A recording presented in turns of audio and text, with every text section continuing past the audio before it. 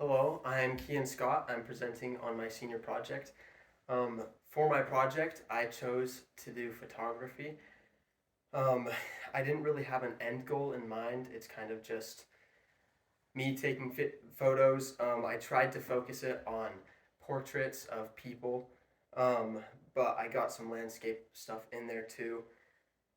So, first off, the reason that photography is important to me is because my best friend has aphantasia, which is a condition um, that you can't picture things in your head.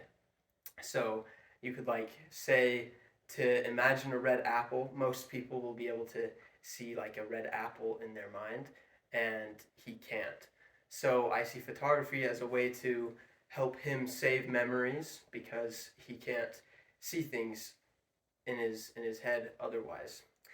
Um, I also believe that it is great to be able to take pictures of things like landscapes and capture the beauty that they hold and being able to share it with people.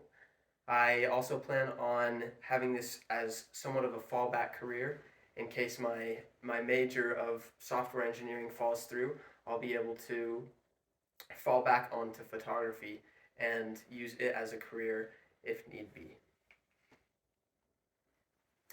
When I was starting off with photography, I started with just a phone, which they call photography. Um, the main challenges I faced with that are that you lack control with a phone. Most phones don't have the ability to change your shutter speed or your ISO or your aperture, which are all settings that help you control how much motion blur you can see in the photo, how bright the image is, how much background and depth of field there is, all that kind of stuff. I started on a Pixel 5a, a Google Pixel 5a, and I moved on to a Google Pixel 6 Pro, um, neither of which give you really any controls over the camera settings. Um, there are some phones like Samsung's that have a Pro mode, and you can control those settings, but I never had one of those. Learning a phone is mostly trial and error, at least the way I did it. Most of my learning was just based off of taking pictures, deciding what I did or didn't like, and learning how to make it better. A lot of tricks that I figured out with my phone, my Google Pixel, um, it had two different cameras. So it had a main camera and a secondary camera that had a higher zoom and a better white balance, which affects how the colors of the image look before like editing and stuff. And that telephoto lens, the secondary one, I liked using that one a little bit more. And you would switch to it by selecting like the 4x zoom on the phone, and then it would automatically switch over to the camera.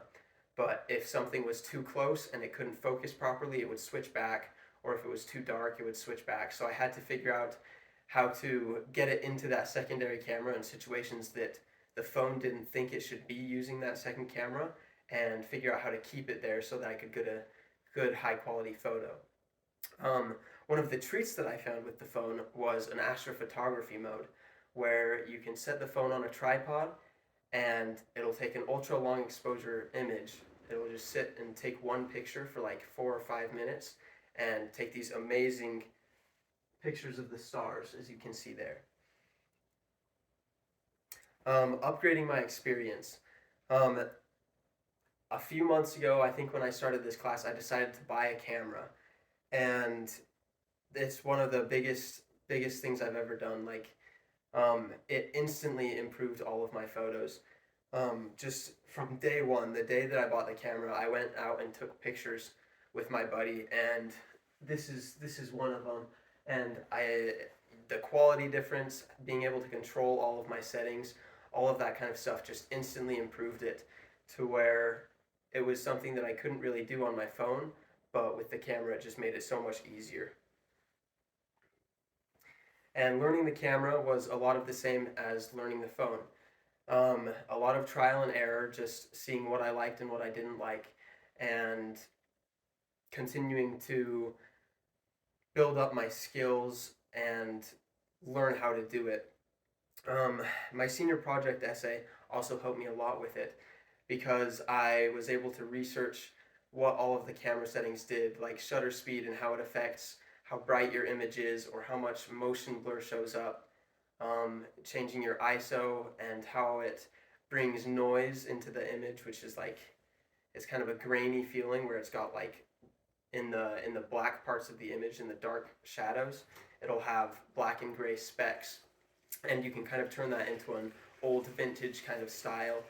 And I learned how to use aperture, which changes the depth of field. For example, in this photo, you can see that he's in focus and the background is kind of out of focus.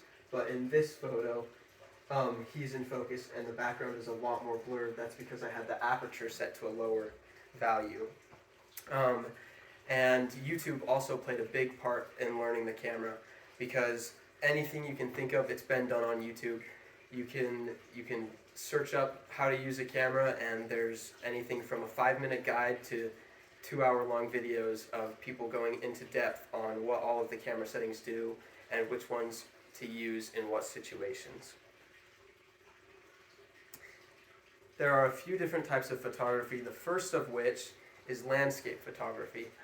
Landscape photography is one of the easiest forms of photography I've ever encountered because you don't have to worry about the mountains or the sky blinking or looking away from the camera at the wrong moment, and you don't have to pose it, you just go and shoot.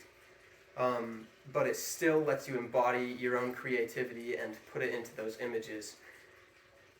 You can get different shots like this one here. I've got the foreground in focus and the sky is all blurred, and this one is the opposite with the foreground blurred and the sky is in focus.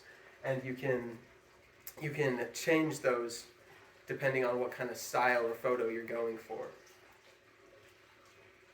Portrait photography is probably the more useful of landscape and portrait photography because more people are looking for portraits than for landscapes. Learning to pose is, at least that's the hardest thing I had to do, is learning to pose people. But social media platforms, things like YouTube and Instagram, even Pinterest, you can always go on there and just look up portraits, and you can find all kinds of different poses that you can have your subjects try out and see which ones they like, and you can get some good photos with that. I also learned a lot about the ideal settings for portrait photography, which I learned through my senior project essay as well, because some people went through it and gave me the ability to see which ones are best for what. The third photography type that I found is product photography. I did not spend much time in this area at all. This picture is just from my buddy. He had a cool idea. He works for this company called Blue Phoenix Branding, and he was like, yo, let's stick this mug in the fire with some marshmallows in it and take a picture. So we did. Product photography is great because it advertises for the photographer and the company at the same time, so it's a win-win situation.